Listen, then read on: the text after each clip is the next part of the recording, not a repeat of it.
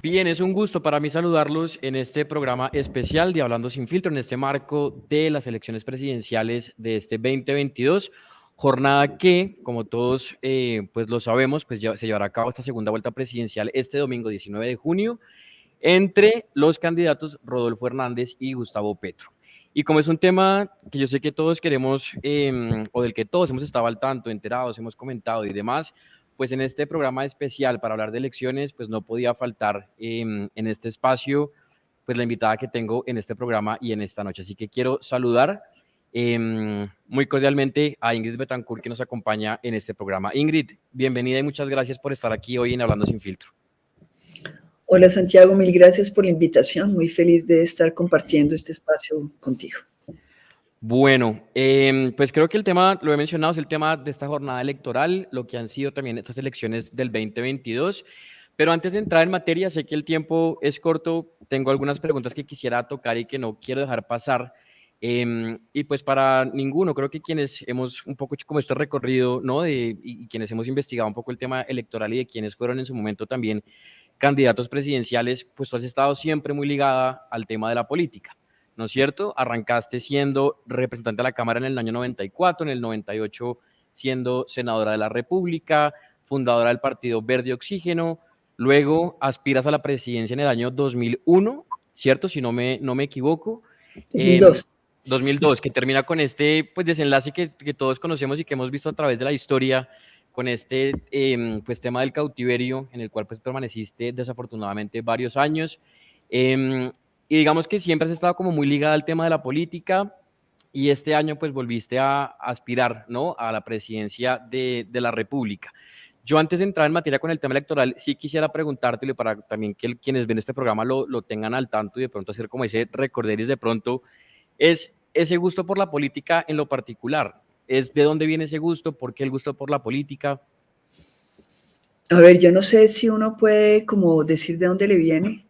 Lo que sí sé es que desde muy chiquita, bueno, en mi familia siempre se hablaba de política. Yo creo mi papá había sido ministro varias veces, mi mamá también estuvo metida en la política, y, bueno, pero cada uno de ellos desde una óptica de servicio. Mi papá había creado el ICETEX, él había tenido una experiencia de vida sin recursos, quería educarse, había logrado que lo financiaran y esa experiencia fue lo que dio nacimiento al crédito educativo, que él se lo inventa y es un gran momento porque pues es realmente el primer crédito de estudiantes en el mundo y esto pues tiene una repercusión que lo lleva después hasta la UNESCO y a muchos escenarios internacionales, pero, pero digamos que su vocación era el servicio a los colombianos y lo mismo mi mamá.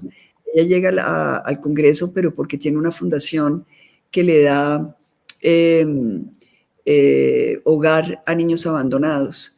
Y desde esa óptica también, y yo creo que también para mí la política es un medio, no es un fin en sí mismo, es un medio de servicio, de transformar el mundo, de transformar la realidad colombiana, de actuar sobre el destino de un país. Eso es lo que a mí me gusta en la política.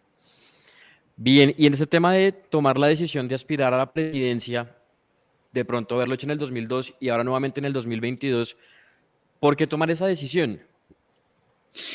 Bueno, yo creo que el sentimiento de que había que terminar una tarea que había quedado como interrumpida abruptamente, el sentimiento también de que yo ya estaba lista, es decir, me tomó 14 años como volverme a reconstruir y como en mi identidad y sanar heridas y todo lo que es el traumatismo de un secuestro, pero también esto coincidió con lo que vi de Colombia, es decir, yo estaba tranquila de alguna manera pensando que, bueno, Colombia iba bien, teníamos un proceso de paz, habíamos disminuido los índices de pobreza, pensaba que había una nueva generación de políticos como muy interesante tomando la releva y sucede lo de la pandemia, las protestas en la calle, la manera violenta, traumática como fue la represión de este gobierno en contra de las protestas y eso me causó angustias, preocupación ciertamente y pensé, bueno, este es el momento de de venir a servir a Colombia. Me quedan algunos años, puedo ser útil y hagámosle. Y es lo que entonces lleva a que tomes nuevamente pues la decisión de aspirar, ¿no?, a la presidencia de la República. Aspiración, pues la cual hiciste de pronto una pausa días previos a lo que fue la primera vuelta en el mes de mayo. Pero de pronto esa época que tuviste de elecciones, de debates, de estar en la campaña, ¿qué deja de pronto? ¿O qué aprendizajes? ¿O qué recuerdos? ¿O cómo puedes describir de pronto esa etapa como candidata presidencial nuevamente? Bueno, Santiago, mira, yo sé que esto es un poquito contradictorio porque fue una campaña sucia de puñaladas traperas, de insultos, de difamación, de mucha cosa, pero en realidad fue una campaña que para mí fue de gran felicidad. Es decir, la oportunidad de primero recorrerme el país, ir a sitios totalmente improbables donde la gente nunca había visto un candidato presidencial, ir a visitarlos, hablar con personas de todas las regiones, mujeres, niños, ancianos, hombres, jóvenes, en fin, de todo, y sentir el latir del alma colombiana, volverme a sintonizar como con esa fuerza vital que tenemos en Colombia. Eso para mí fue de una inmensa felicidad. Creo que sí, guardaré en mi memoria el recuerdo de esta campaña como un momento de inmensa, inmensa felicidad. Y la experiencia de los debates fue también un aprendizaje. Eh, Entrar a debatir de todos los temas, es decir, volverme a asumir en la realidad tecnócrata, si se quiere, de Colombia, de los problemas, eh, con las soluciones, comenzar a pensar cómo enfrentar estos problemas que nos dejan los años que hemos construido a Colombia, las tareas por hacer. Esa reflexión sobre Colombia fue para mí una inmensa oportunidad de reconectarme con la realidad colombiana, con los colombianos y sentirme muy fuerte emocionalmente. Es decir, comparada con la Ingrid de hace 30 años, cualquier ataque, cualquier crítica, realmente no, es decir, dormía yo muy tranquila y la verdad me interesó ver cómo la gente de mi campaña sufría y se angustiaba y yo realmente no le paraba muchas bolas. Entonces,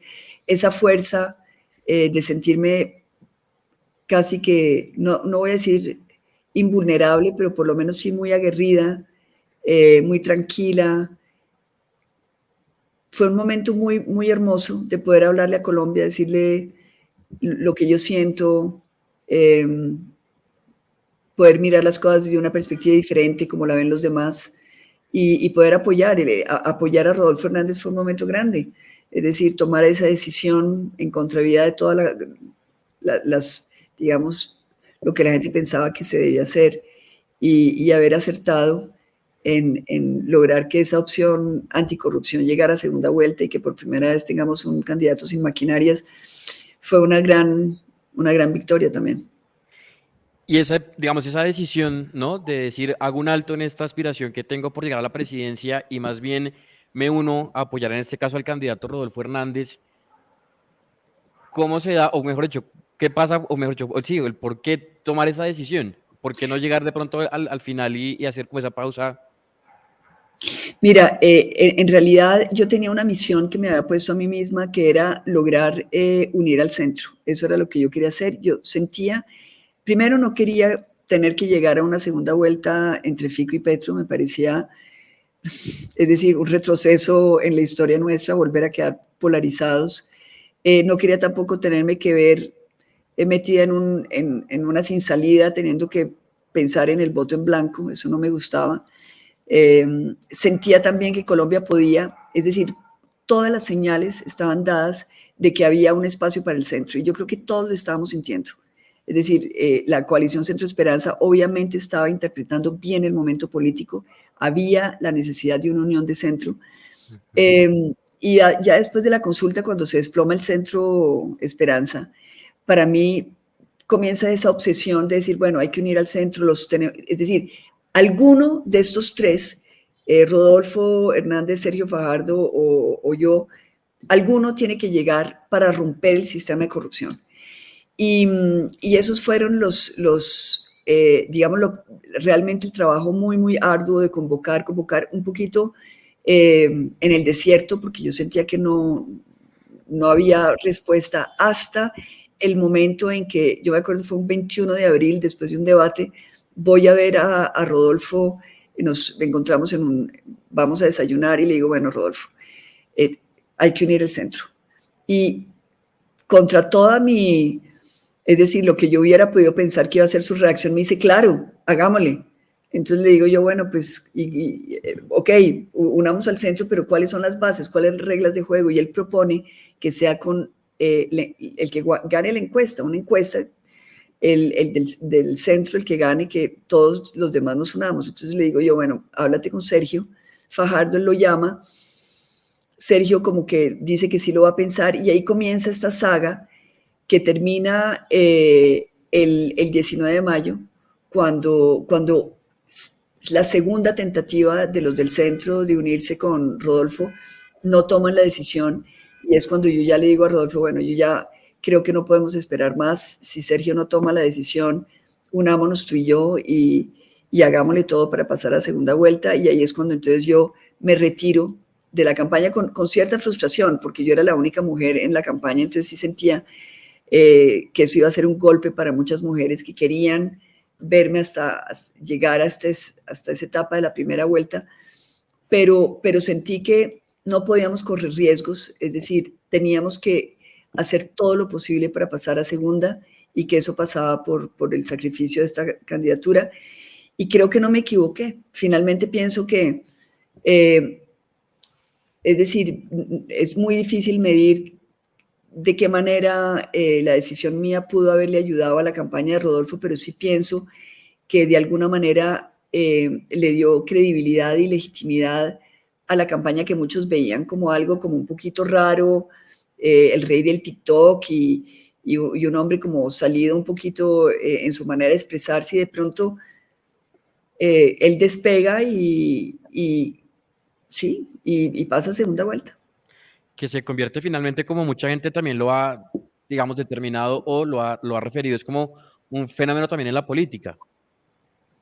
Sí, yo creo que es un fenómeno en la política por muchas razones, no solamente por el estilo, es un estilo muy propio de él, por su campaña, que hizo una campaña totalmente distinta a todo lo que se había visto antes, pero también por lo que implica históricamente, es decir, por primera vez un candidato que llega a segunda vuelta en la historia de nuestro país sin ningún partido político tradicional y sin ninguna maquinaria, porque uno podría decir, bueno, no, es que por debajo de cuerda le estaban ayudando las maquinarias, cero maquinaria, cero alianza con ningún político tradicional, y llega realmente, es que es un fenómeno, es porque lo que lleva a Rodolfo Hernández a frentear a Gustavo Petro, lo que lo impulsa es gente que no tiene nada que ver con la política, es decir, ciudadanos aislados que cada uno en su rinconcito como hormigas le apostaron a Rodolfo y votaron por él, y una campaña sin recursos, con recursos, porque de todas maneras sí tuvo recursos, pero no en la dimensión de lo que invirtieron las otras dos campañas, simplemente lo necesario como para existir en los medios y existir en las redes, sobria, nada de camisetas, ni afiches, ni nada de eso, y una campaña orgánica, es decir, cada cual en su entusiasmo porque pase Rodolfo a segunda vuelta, lo ayudan cada uno desde su esquina como pueden, y es la victoria del ciudadano en realidad. Así es, y pues bueno, las encuestas de estos días, cuando arranca la segunda vuelta, pues termina esta primera jornada y arrancan esas 3 semanas, ¿no? Para lo que terminará este domingo 19. Y las encuestas dicen, la gente habla, las redes también se han vuelto como otro termómetro a veces por lo que uno alcanza a ver. Y de pronto, ¿cómo ves esos resultados del domingo? A Rodolfo, este domingo, luego de que la gente salga a votar y pues de que termine esta jornada electoral del domingo. Bueno, yo vaticinio una ola rodolfista impresionante. Es decir, yo creo que se ha hecho todo lo posible por parte de la campaña de Gustavo Petro de difamar y desinformar para tratar de lograr un aumento en el voto en blanco, que es el voto que le quita a Rodolfo Hernández. Ellos saben, los petristas saben que no pueden aspirar más a lo que tienen. Ellos tienen 8,5 millones, ahí raspando las ollas van a llegar a 9, pero no tienen más. En cambio, Rodolfo sí tiene un espacio para crecer de 12 millones de votos. Entonces, todo lo que ellos puedan hacer para que esos 12 millones no sean 12, sino 10 o 9, quitándole a través de entusiasmar a la gente o llevando a la gente a dudar, porque toda la estrategia es una estrategia bastante perniciosa, que es la de la duda sobre la persona, la duda sobre lo que representa, la duda sobre su familia, para que la gente finalmente pues no vaya a votar o no salga a votar o vote en blanco, que es lo que más les sirve. Y yo creo que esa estrategia no va a funcionar. Y yo creo que los colombianos están decantando en este momento, van a tener 2 días, sábado y domingo, de reflexión intensa, van a hacer conversaciones de familia, va a haber mucha gente como tratando de, en su corazón, de definir qué es lo mejor. Y yo creo que a último momento los colombianos van a seguir el instinto de sus valores y de sus principios y van a decir, aquí toca tomar partido, no podemos ser tibios, no podemos no tomar decisiones, nos estamos jugando el destino de Colombia y van a votar por Rodolfo. Eso es lo que yo creo que va a suceder. Lo que va a pasar. Y en general, Ingrid, de pronto de toda esta contienda electoral, lo que ahorita mencionaste hace un rato, fue una estrategia de muchas partes, digamos, sucia, ¿no? Una cantidad de odio a través de redes, a través, pues, digamos, de la gente en persona también enfrentándose. ¿Cómo podrías de pronto tú resumir esta contienda, digamos, en general, o esta campaña electoral que tuvimos este año en Colombia? Mira, yo creo que es algo muy particular, entre otras, no ha pasado sino en Colombia, y es que el establecimiento todo se va a apoyar a Petro. Es decir, que el que era antiestablecimiento, el que estaba en contra del continuismo de Duque, el que estaba enfrentando y denunciando, poco a poco va haciendo alianzas que lo llevan a representar el establecimiento que él decía querer reemplazar. Es decir, que es bien interesante, porque finalmente la persona que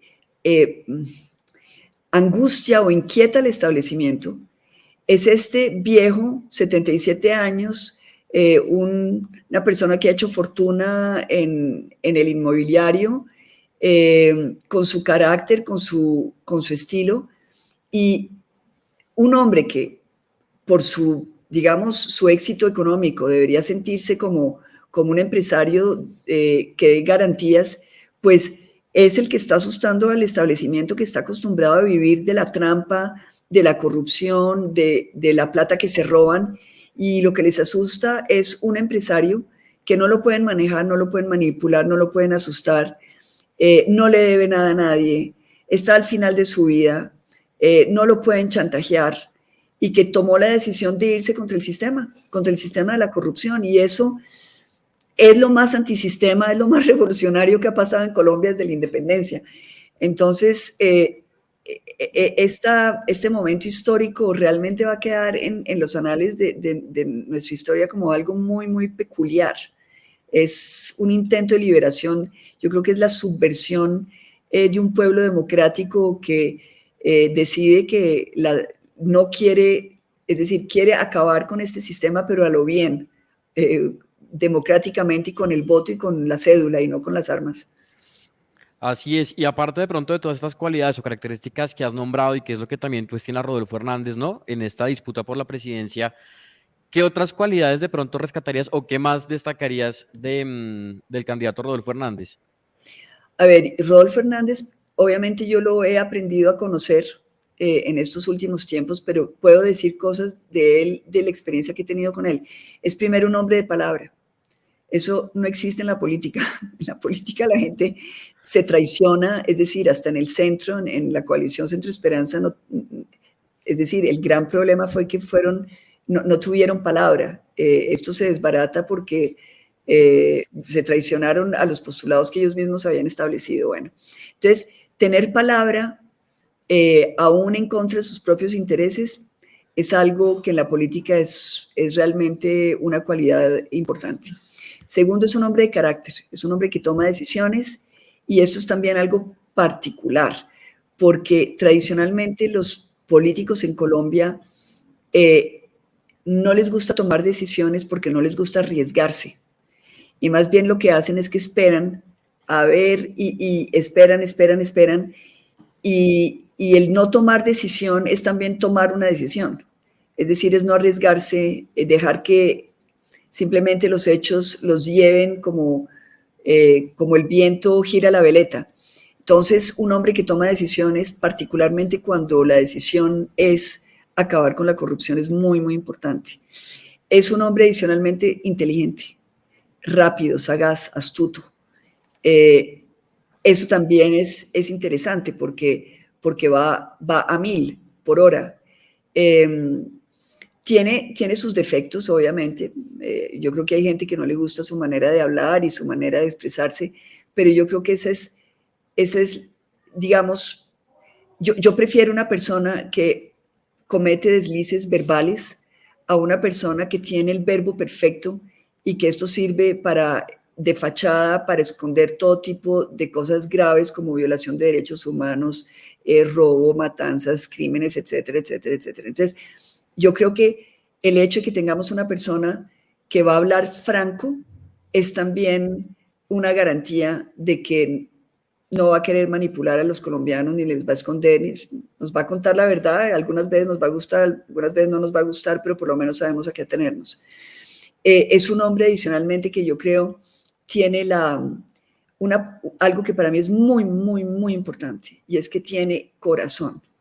Un hombre que llora, que es capaz de llorar, que es capaz es decir, yo he visto demasiados políticos endurecidos que no les conmueve nada, y es más, que tienen que fingir que se conmueven, porque son tan duros de corazón que nada los toca, son ambiciosos, egocéntricos, y aquí veo un hombre que no tiene ego, no le importa mucho lo que piensen de él, y eso también es una libertad mayor, y tiene sensibilidad, puede llorar del dolor de los demás.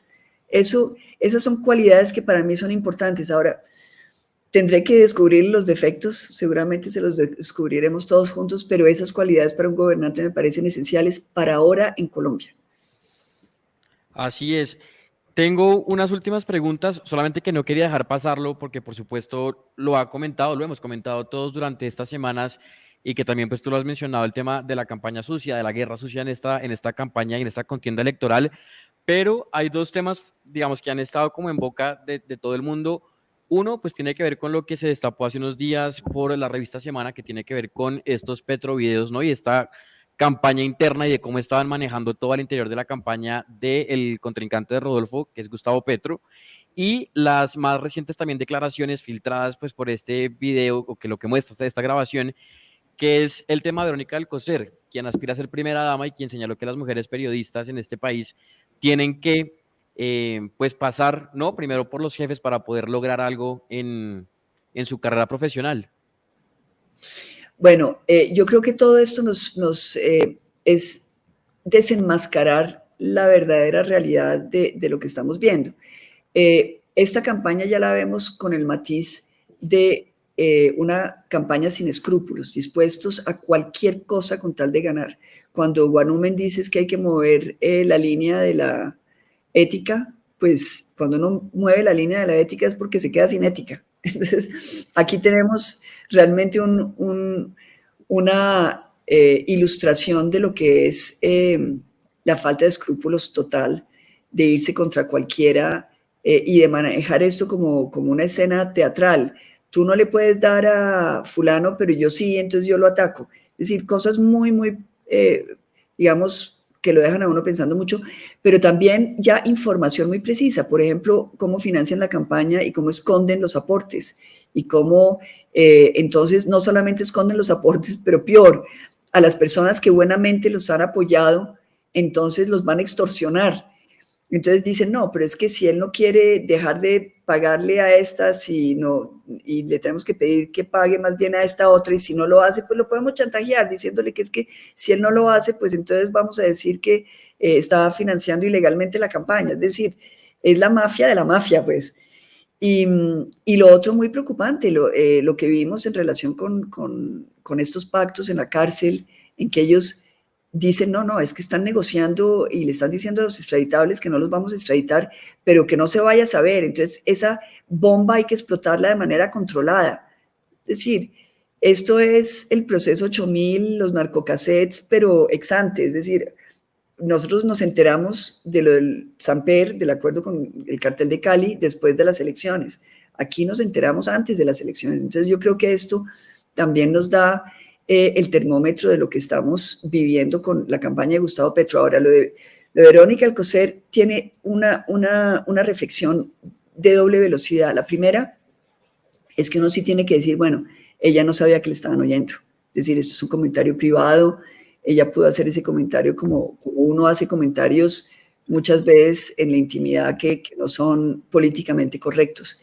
Ahora, segunda velocidad, lo que sí es grave es que sea una mujer en la intimidad que hable así, porque lo que yo sí creo es que la cultura de la mujer tiene que cambiar. Nosotros las mujeres no podemos seguir valorando el trabajo de las mujeres, de las otras mujeres, bajo el lente machista. Y realmente somos las mujeres las que estamos, digamos, manteniendo y irradiando y transmitiendo esa cultura machista. Y cuando uno ve a Verónica haciendo ese comentario, uno sí se tiene que preguntar, ¿cómo es el machismo en esa casa, en esa familia? Cuando ella, que va a ser la primera dama, juzga tan mal a la mujer. Entonces, sin querer, es decir, a sabiendas de que esto es un comentario privado y que ella no lo hubiera dicho nunca en público, pienso que sí hay una reflexión en torno, no tanto a ella, sino a las mujeres en general, nosotras las mujeres. ¿Cuál es la lección que tenemos que sacar de eso? Yo creo que es un llamado de atención a que la mujer proteja a la mujer en todos los ámbitos. Es decir, esa es la reflexión que yo me hago. Y esto de pronto se lo cobrará o se lo cobrarán los electores este domingo a Gustavo Petro y a su campaña. Yo creo que le van a cobrar las mentiras, sí. Yo creo que Colombia es un país de gente buena, de gente de familia, de gente moral y ética. Los colombianos hacemos muchos sacrificios para no caer en comportamientos que sean amorales o que no sean éticos. Y yo creo que el ver como tan, es decir, en un escenario tan real, este tipo de comportamientos sí chocan muchísimo a Colombia. Y yo creo que esto obviamente no le suma ningún voto a Gustavo Petro. Puede que no le quite votos, porque yo pienso que la gente que vota por Gustavo Petro votan como fanaticada, no les importa si roba, si hace o no. Es decir, votan por él porque es una cosa como que ya no hay criterio. Pero yo sí pienso que el contraste va a llevar a muchos colombianos a votar por Rodolfo. Bien, tengo ahora sí entonces unos últimos puntos que me parecen también claves tocar, Ingrid, previo pues a lo que será esta jornada del domingo, y es uno, recalcar a la gente lo importante que es salir a votar. Entonces quisiera que por favor toda la gente que está conectada también pues es recalcarle ese mensaje de salir el domingo, de evitar la pereza, de no quedarse en la cama, de así llueve, truene y como dicen relampagueen, la gente salga y ejerza ese derecho al voto que es tan importante para la democracia. Sí, yo creo que esta elección es una elección, es decir, es un privilegio ser colombiano y estar vivo para poder participar en esta elección, donde por primera vez en la historia de nuestro país hay un candidato que no está impulsado por maquinarias, es decir, que no hay fraude, el voto de cada uno de nosotros es el que define.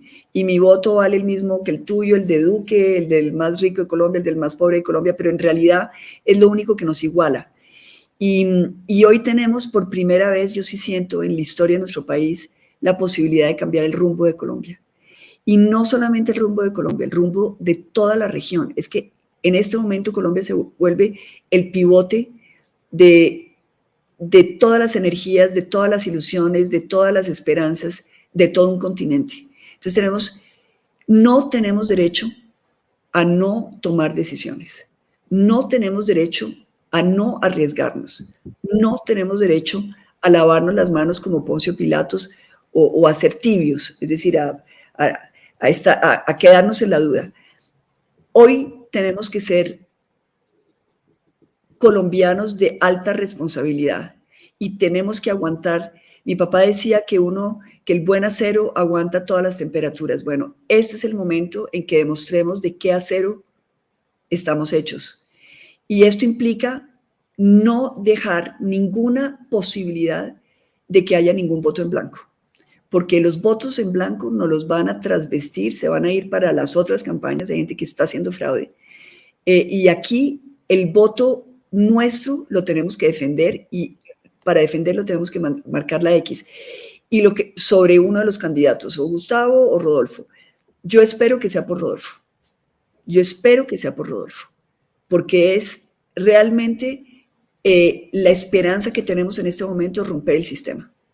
Y si nosotros queremos no tener que salir a protestar en las calles y que no nos desbarajusten al país, esta es nuestra oportunidad. Es un momento histórico. Así es, el tema del voto en blanco es súper importante para que entonces la gente tome partido, elija el candidato que elija, pero evitar el tema del voto al blanco. Sí, y fíjense que hay campañas, es decir, ¿cómo así que la campaña de Petro, voy a nombrarla, está sacando carteles y está sacando gente en las calles diciendo no vote? ¿Cómo en una democracia donde estamos tratando de incentivar a la gente a votar, cómo es que una campaña puede sacar carteles diciendo no vote o vote en blanco? Es decir, no nos dejemos manipular. Esta vez tenemos que, es decir, sacar nuestra estirpe y ser colombianos de raca mandaca. Y nos toca luchar por lo nuestro. Así es. ¿Y qué va a pasar con Colombia o cómo ves de pronto a Colombia en los próximos años, en lo que viene aquí en adelante? Mira, estamos así, para un lado o para el otro.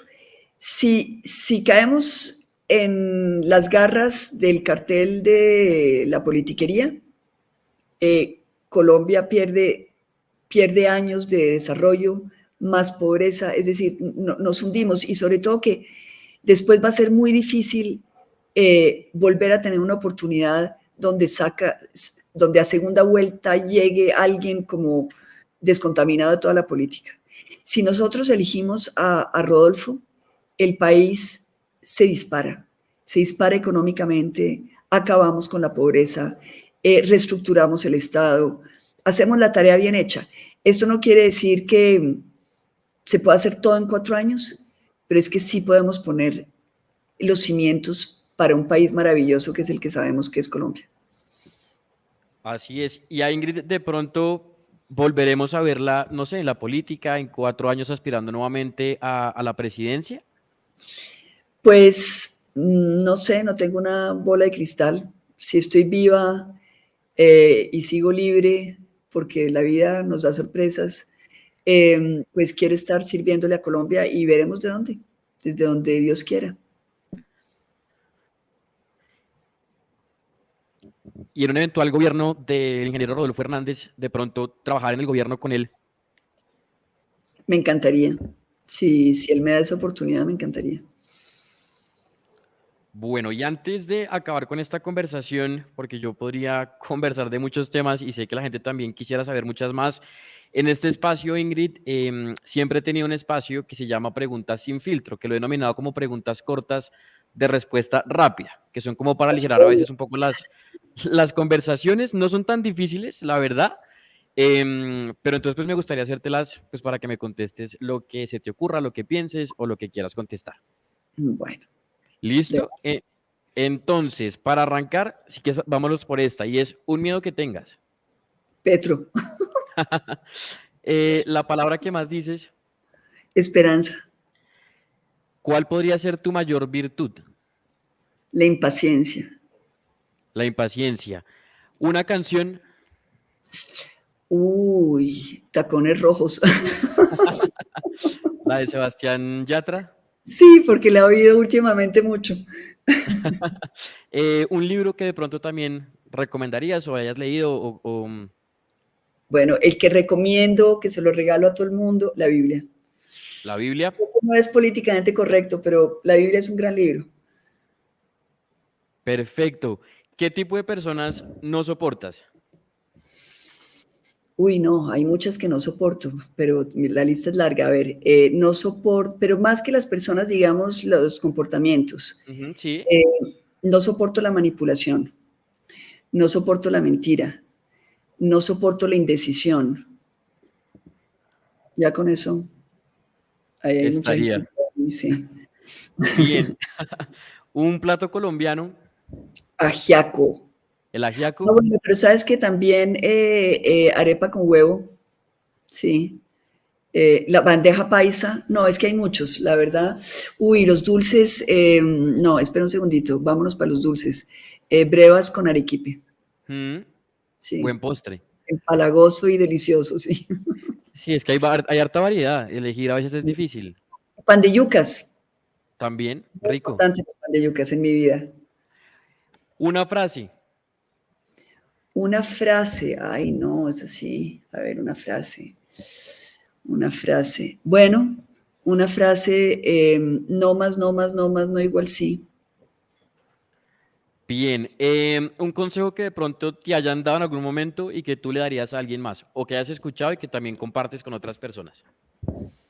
A ver, un consejo. Eh, pedirle a, yo le pido al Espíritu Santo, pero cualquiera le pueda pedir a su, ¿no? Que me diga qué debo decir, cómo lo debo decir y qué debo callar. Mejor dicho, el consejo es el de la palabra perfecta. Es buscar hacer el esfuerzo de la palabra perfecta. Es Bien. difícil. ¿Cambiarías de pronto algo de ti? Uf, tantas cosas que cambiaría de mí. En lo físico, la lista es larga. En lo moral, eh, sí, hay cosas que he trabajado. Por ejemplo, eh, la confianza, tener confianza en la gente me cuesta trabajo. Eh, eh, buscar, bueno, esta es una frase de mi papá. Él decía, uno debe buscar augurios más altos que su pena. Entonces, estarse uno como superando, es decir, no, mejor dicho, eso quiere decir no dejarse uno eh, demoler por la adversidad. Entonces, sí, eso es algo que tengo presente porque muchas veces como que hay momentos de desánimo, Ujú. entonces es estar alerta a no dejarse uno desanimar por nada. Así es. Ingrid, ¿la política para qué? Lo que decía el presidente Chandía, para cambiar a Colombia, para servirle a los pobres, para empoderar a las mujeres, para devolverle los sueños a los niños, el poder para cambiar el mundo. Para cambiar. Algo que de pronto no hayas hecho y que te gustaría hacer. Un viaje en velero por todo el mundo. Rico. ¿Te arrepientes de pronto de algo? No, es algo que yo decidí que arrepentir no vale la pena. No, arrepentirse es como tan, es una gratuidad innecesaria, ¿no? Yo creo que uno tiene que simplemente constatar en los errores, sabiendo que uno puede, que la vida siempre le da a uno el chance de rectificar, no puede mejorar. Es como diciendo, bueno, la embarré esta vez, pues la próxima la hago bien. Así es. Un destino. Un destino, el cielo, Bien. ¿Cómo te describirías? Si de pronto pudiera hacerte como un análisis ahí. una mujer libre, eh, fuerte, frágil, pero fuerte. Eh, un ser complejo, pero con norte. y alguien con ganas de seguir aprendiendo, con Bien, sed de conocimiento, sí. con sed de conocimiento. Una meta tal vez que tengas por cumplir. Ser la mejor abuela del mundo. Muy bien. Y la última pregunta de esta tanda de preguntas sin filtro es, si en este momento de tu vida o si este momento de tu vida fuera el capítulo de un libro, ¿cómo se llamaría ese capítulo? Se llamaría